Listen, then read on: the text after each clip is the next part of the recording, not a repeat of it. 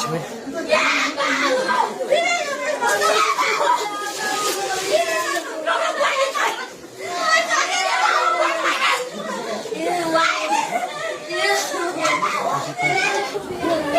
देख्न सक्नुहुन्छ उहाँबाट एम्बुलेन्स आइसक्यो।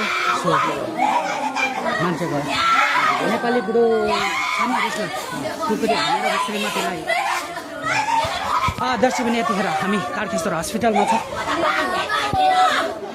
हामी ठ्याक्कै को हो हामी थाहा छैन, तर उहाँको श्रीमानले आफ्नै श्रीमतीलाई यसरी खुकुरी प्रहार गरेको हामीले सूचना पाए लगतै हामी फलकमा आइपुगेका छौँ। तारकेश्वर सिटीमा छौँ र यहाँ उहाँको परिवार देख्न सक्नुहुन्छ। नेपाली ब्रो कुमार थापा मगर भन्ने जुन उहाँको नाम रहेको छ, सत्यता के हो हामी बुझ्न अझै बाँकी छ।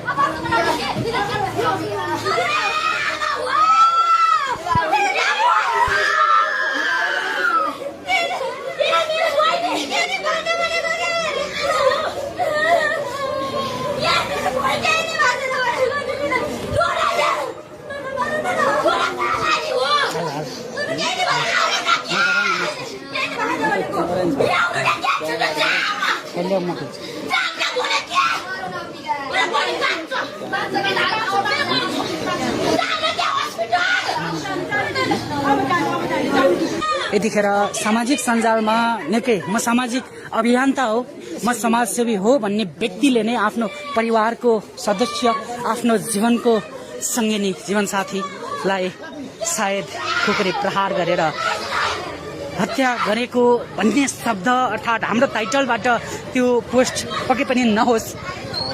त्यो हामी मानवता, हाम्रो मानवताले पनि त्यो भन्छ। तर यहाँ हामीलाई आफन्तबाट आएको सूचना अनुसार सामाजिक सञ्जालमा नेपाली ब्रो भन्ने व्यक्तिको श्रीमती आफ्नै हातबाट कुटपिट अर्थात् धारिलो हतियार प्रहार गरेर रहेन अब हामी माझ भन्ने सूचना प्राप्त गरेका छौँ। खासमा के हो यथार्थ हामी बुझ्न बाँकी छ, रिपोर्ट आउन बाँकी छ। दर्शकबिन तपाईँहरू धैर्य गर्नुहोला, हामी यहाँको यथार्थ र यहाँको सत्यतालाई निरन्तर सम्प्रेषण गर्नेछौँ। तपाईँहरू धैर्यता गर्नुहोला। अब के हो खास मेरो पनि 9 बजे अफिसबाट छुटेर आएको, त्यो 9 बजे भन्दा यतापट्टि यता घरमा गएर कुद्न गएछ। घरमा गएर कुद्दाखेरि यहाँ घरमा कोही पनि छैन भने एउटा खुसीले भनिदियो। भनेपछि त्यसको 7 मिनट बराबर मेरो पहिला पोइन्टरको हाइटमा बहिनी भन्नाले बहिनी ईश्वरी उसको बुढी श्रीमतीलाई, कसको बुढी? कुमारेको नेपाली बुढो भन्ने श्रीमतीलाई हानेर लास्टै स्थितिमा पुर्याएको छ। यो कारणले भोलिको दिनमा के गर्न पर्छ भनेपछि सामाजिक सञ्जालमा चर्चामा रहेको नेपाली बुढो 100% कोही हो। ल 100% कोही हो। खुकुरी प्रहार गरेको खुकुरी हो कि चोट पुरै छ।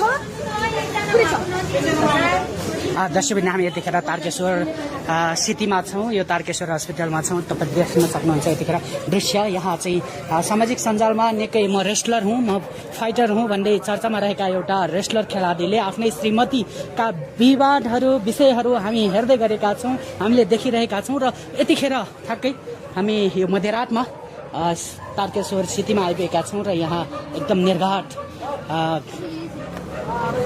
रूपमा एउटा खुकुरी प्रहार गरेको चाहिँ हामीले सूचना पाए लगतै यहाँ आइपुगेका छौँ। र यहाँ आइपुग्दाखेरि हामी हस्पिटलभित्र त छिर्न पाएका छैनौँ, तर उहाँको आफन्तको बनाइ त केही समय अगाडि तपाईँले सुनिसक्नुभयो। अब यसको यथार्थ सत्यता के हो तपाईँलाई पक्कै पनि हामी सार्वजनिक गर्नेछौँ।